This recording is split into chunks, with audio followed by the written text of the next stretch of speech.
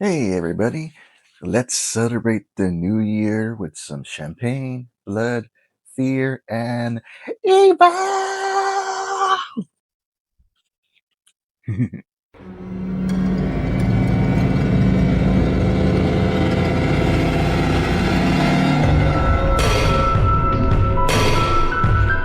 Welcome back, friends, to Troglodyte Horror and Cult Film Review.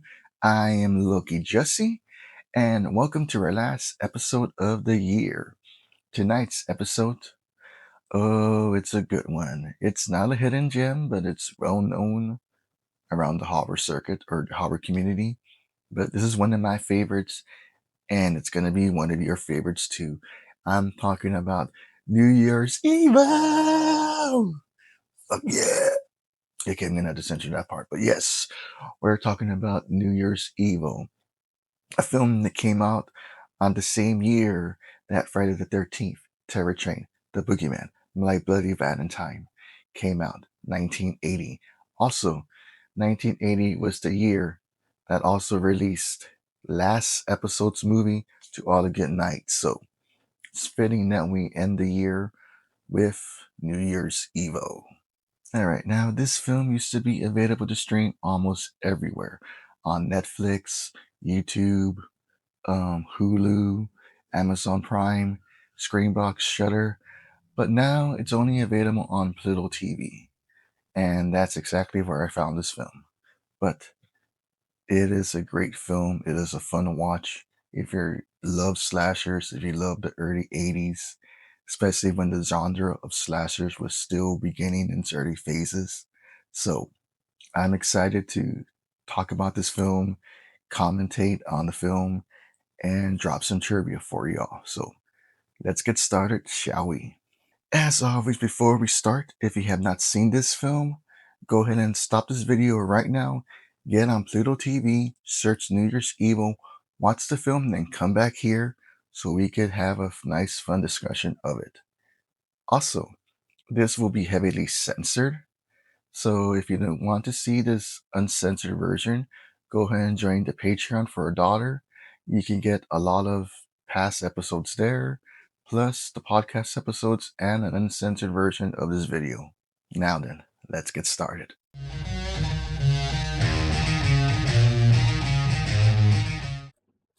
I know in this film he's saying the First Lady of Rock, but I'm just gonna look that up right now to see like who the actual First Lady of Rock is.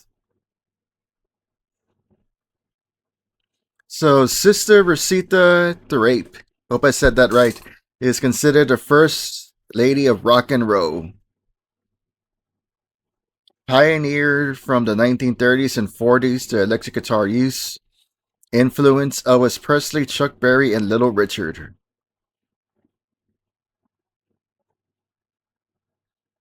The Phantom of the Paradise. Abaduda Kabada. No, Abaduda Kamada. No, Abaduda Kamada. I don't know, the brain chemical stuff. Stage dive! No one catches them. No, literally, nobody is catching them.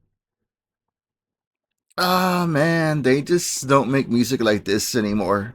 If they do, please send me the music. Please send me bands that play this kind of music.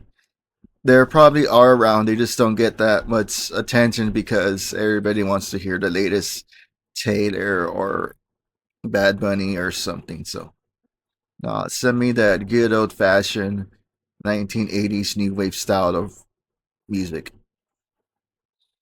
Some glam metal, death metal, hair metal, anything.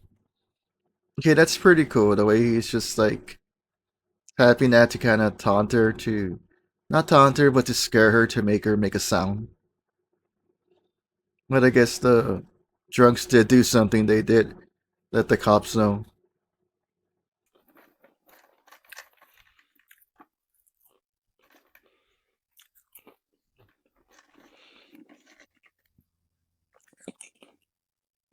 Oh, we're back. Sorry.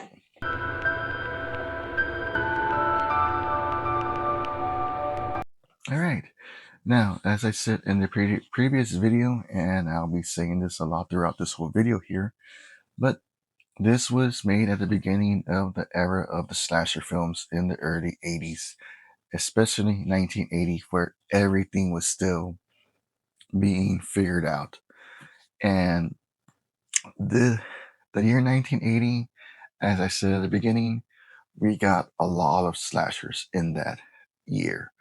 It all started with To All a Good Night.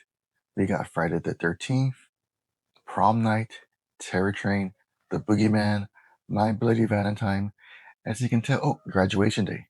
But as you can tell, all these films are some of them, most of them, are holiday themed. That's because they were all following in the footsteps of Halloween back in 1978. And a lot of major studios and independent companies were trying to cash grab in that process and have their own Halloween theme, sorry, their own holiday theme horror. But they got the good ones out of the way.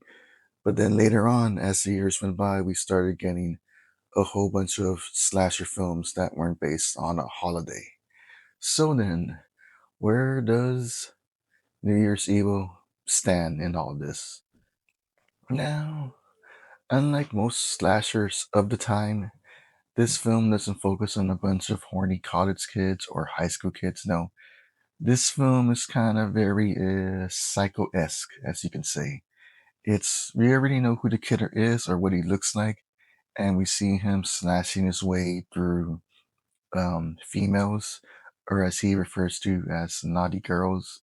And excuse me, the killer has a direct connection to our heroine, Ross, Diane Sullivan, who the killer turns out to be her husband, Robert Sullivan. And most, I know I said this throughout the commentary, she is not Mother of the Year material. And I'm not saying he's Father of the Year, but he does care about his son. But he does have he does hate females. You could tell by that. I mean, there's not really much about his backstory. We only know little bits about it, especially towards the end of the film. We find out that he spent time in an institution where he kills the first victim. He kills the barflies, but he doesn't really say. Well, we know why he kills them because he's on a time frame. He wants to. Basically, his gimmick is that he wants to kill a female every hour of the U.S. Time zone. From Chicago, no, New York, Chicago, Aspen, Colorado, and L.A. Central, no, Eastern, Central, Mountain, and Pacific time. And it's all gonna climax to the end where he's gonna kill Diane in grand fashion in Pacific time in Los Angeles. But, things get in the way, and like the investigator says, he's gonna mess up, and he messed up indeed. But then again, they say, well, yes, all killers always mess up in the end. I mean, Ted Bundy got, caught because of a parking violation, and Gacy got, found out because of, air conditioner or sewage leak or something. I don't know. I'm not, as much as I like true crime, I don't really go into the detail that too much down that rabbit hole. But still, New Year's Evil is, I say, a great film. The pacing is great. The story is amazing. Well, not too amazing, but despite its plot holes and some things, the film does really build its three main characters, Diane, Derek, and Robert. And the side characters, they're built well, where you don't want some to die, and you really understand why some need to die, especially that talkative blonde in the car. The roommate didn't really deserve to die, wrong place, wrong time.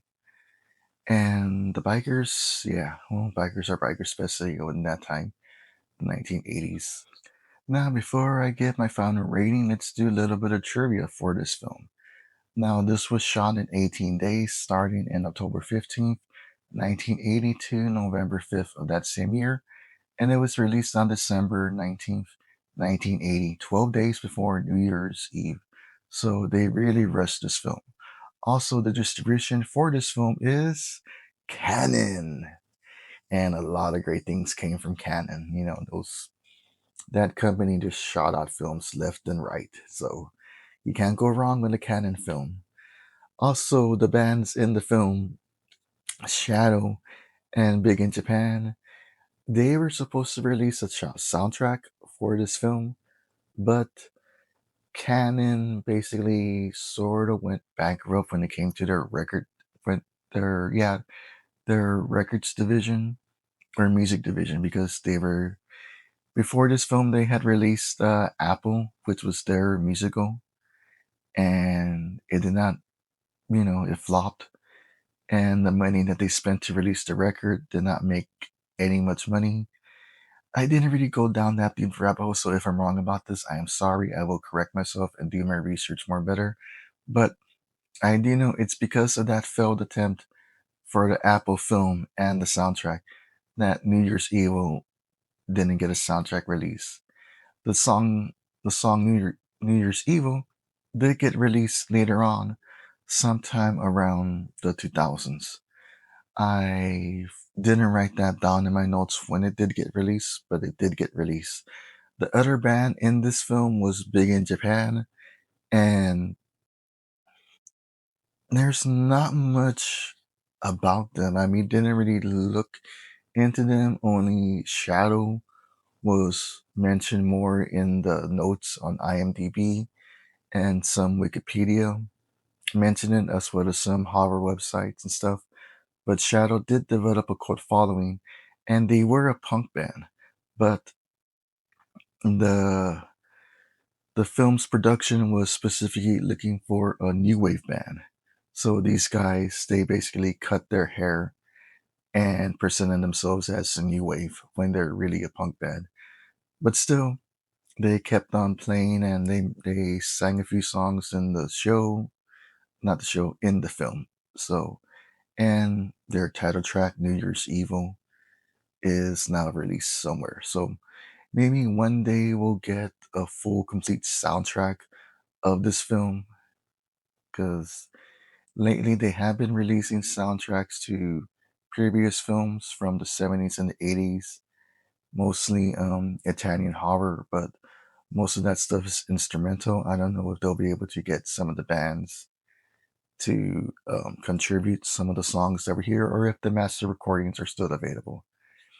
Another thing about this film, that obviously this was shot all over LA. The most prominent spots were the Van's new drive-in theater. Now that the drive-in will never die, as Joe Bob said. Unfortunately, that theater is no longer around anymore. It's been around since the early night no, yeah, the early 1900s, and then it closed down sometime in 1996. So that's no longer with us. It was a car lot for a time, but now it's just land. Also in the film, the Golden Arrow liquor store. Now that is also not there anymore. They kind of tore that place down and put in a Walgreens. So technically, it's they do still sell liquor, but now it's just more, commercial and capitalism and all that other fun stuff. Let's see. Oh, the guy that played the son, Derek Sutherland, Grant Kramer. Now, in a few years, he's gonna star in Killer Clowns from Outer Space as Mike Tobacco. So, isn't that fun? This guy is basically in two great classics, cult classics from the 80s. So, let that sink in for you. I have to say that compared to films these days where everything needs explanation and we have to know almost every little detail about the killer or the victims, or just too much information, it's nice to go back and see a film from the early days of the genre where too much explanation wasn't needed. The Everything was just A, B, and C. and it worked. And going back and watching this film again, it works pretty well. So the pacing is great, the story is good, the filming is great. One thing I forgot to mention is that this was filmed using one of the last mobile camera units. They used to have this van. Some studios or some production companies had a van that had a lot of video equipment in it, and they would just use that around for a lot of location shots, which this film did do. It had a lot of location shots. A lot of areas were filmed here in the Los Angeles area, so it's nice to see these locations of areas that are no longer there. It's obviously a time capsule. So the nostalgia is strong in this film. And the overall story is pretty good. I mean, again, most films of this time featured a killer hunting college kids or high school kids. This killer was different. He was hunting down grown adult women, and the film does have an anticlimactic ending, but it does leave it, book ended, and what's the word I'm looking for? Obvious. I think that's the word. Or it kind of leaves you guessing what happens at the very end. So I'm gonna give this film a rating out of 4 out of 5, and let me know what you think. If you agree with that rating, let me know. Have you watched this film? Do you like this film? Do you hate this film? Is it not your style? Is the pacing too slow? Is it just blah? Let me know what you think in the comments below. Please do all the YouTube things, like, share, subscribe. Thank you everybody for taking time to discuss this film with me. I hope you enjoyed this film. Thank you everybody for watching the channel. As we build and grow, we're going to be doing a lot more fun stuff in the coming year.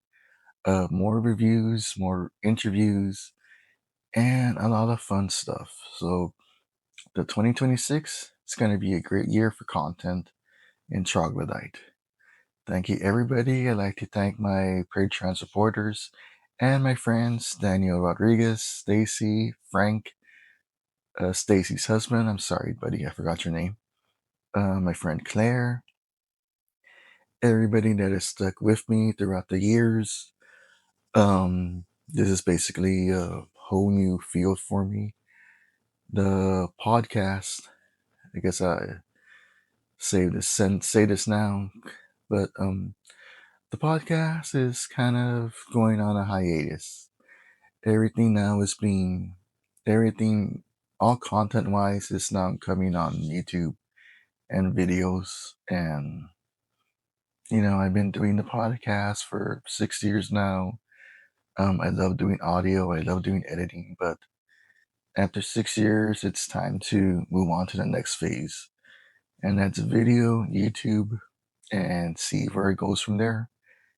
So right now the podcast is kind of on a hiatus as I start this new venture in video and on YouTube, and all the episodes are going to be available on the Patreon. So if you want to join Patreon to hear the old podcast episodes along with the recent stuff, go ahead and join. It's only for $1.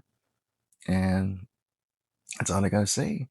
Thank you everybody for watching the channel, and hope you're with us as we continue to grow and expand. Remember to keep on shining, and Happy New Year.